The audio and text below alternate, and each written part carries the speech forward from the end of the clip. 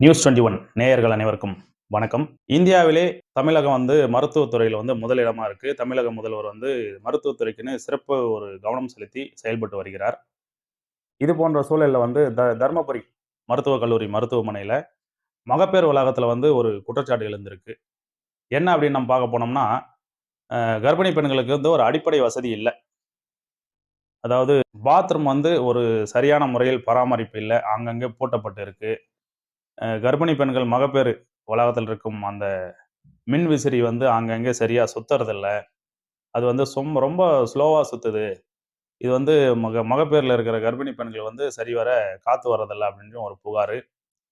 இதுக்கும் மேல போனோம்னா, மருத்துவமனை வளாகத்துல கர்ப்பிணி பெண்களுக்கு உணவு காலை, மதியம், இரவு 3 வேளை வழங்கப்பட்டு வருகிறது. அந்த உணவ கூட அங்கு பணி செய்கின்ற தூய்மை பணியாளர்கள் வாங்கி செல்றாங்க. செக்யூரிட்டிகள் வாங்கி செல்றாங்க அப்படின்னு சொல்லிட்டு ஒரு புகார் எழுந்திருக்கு.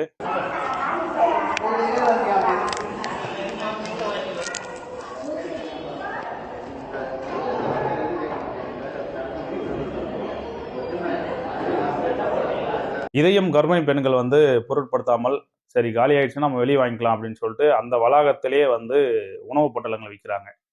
ரூ. 70 முதல் ரூ. 130 வரைக்கும் வித்துட்டு இருக்கிறாங்க. அது போக சாதாரண ஒரு டீ ரூ. 10 அப்படின்ற கர்ப்பிணி பெண்கள் உறவினர்கள் வாங்க போனோம்னா ரூ. 30 குறைந்தபட்சம். அதற்கு கம்மியாக கிடையாது. வேண்டுமெல்லாம் வாங்கிங்க, வேணாம்னா போங்க அப்படின்ற மாதிரி தான் அங்க உள்ள கடை நிறுவனம் ஹோட்டல் உரிமையாளர் நடத்தி கொண்டு வராரு. அது போக கர்ப்பிணி பெண்களுடைய உறவினர்கள் அவங்க தங்கணும் அப்படின்னாக்கா ஒரே ஒரு வளாகம் இருக்கு. அந்த வளாகத்துல ஒரு அட்டாச் பாத்ரூம் இதெல்லாம் இருக்கிற சூழல்ல சரியான முறையில் பராமரிக்காமல் உள்ளது அந்த கழிவறை. சரி, அந்த வளாகத்துல இருக்கிற ஒரே ஒரு பாத்ரூம் கூட்டமா இருக்கு அப்படின்னு சொல்லிட்டு அதே வளாகத்துல கட்டணங்கள் கழிப்பிடம் அப்படின்னு சொல்லிட்டு ஒரு இது வச்சிருக்காங்க. அந்த கட்டணங்கள் கழிப்பிடம் போனோம்னா மினிமம் ரூ. 10 முதல் ரூ. 30 வரை கட்டணங்கள் வசூல் வேட்டையில ஈடுபடுறதா அங்க கர்ப்பிணி பெண்கள் உறவினர்கள் ஒரு குற்றச்சாட்டு எழுந்திருக்கு. அதை நம்ம கலாய்வு செய்யும் போதும் அங்க ரூ. 10 ரூ. 30 வரைக்கும் வாங்குறாங்க. பட் அந்த இடத்துல சரியான பராமரிப்பும் இல்ல. ஒரு இடிஞ்சு போன வீடு மாதிரி இருக்கு. அந்த இடத்துல நோய் தொற்று ஏற்படும் அபாயம் தான் அங்க இருக்கு. அது போன்ற இடத்துல ரூ. 10 முதல் ரூ. 30 வரைக்கும் கட்டண வசூல் வேட்டையில ஈடுபடுறாங்க மருத்துவக் கல்லூரி மருத்துவமனை நிர்வாகம். அது போக கர்ப்பிணி பெண்கள் வளாகத்துல தூய்மை பணியாளர்கள், அங்க இருக்கிற செக்யூரிட்டிகள், செவிலியர்கள் முதல் கொண்டு லஞ்ச பணம் பெருத்தா கொழுந்து எழுந்திருக்கு அப்படின்னு சொல்லிட்டு தான் கூறலாம். என்ன அப்படின்னா, கர்ப்பிணி பெண்களுடைய கணவர்கள், உறவினர்கள் கர்ப்பிணி பெண்களிடம் பணம் கேட்டு தொல்லை செய்வது.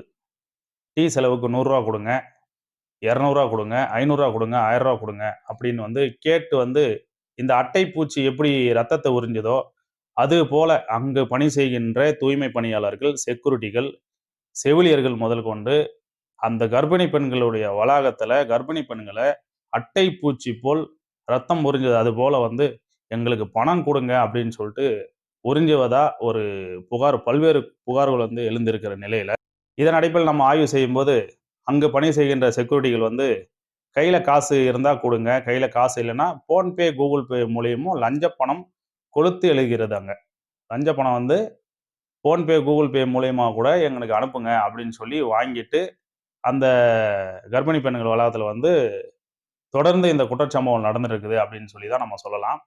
அது போக அங்க அவங்க வழங்கவில்லை. ஒரு கர்ப்பிணி பெண்களை அந்த அவங்க கேட்குற தொகையை வழங்கலை அப்படின்னா அவங்களை கண்ணியத்தன்மை இல்லாமல் நடத்துவது தான் அங்குள்ள செக்யூரிட்டிகளும், செவிலியர்களும், தூய்மை பணியாளர்களும். இதுதான் ஒரு புகாராக எழுந்திருக்கு.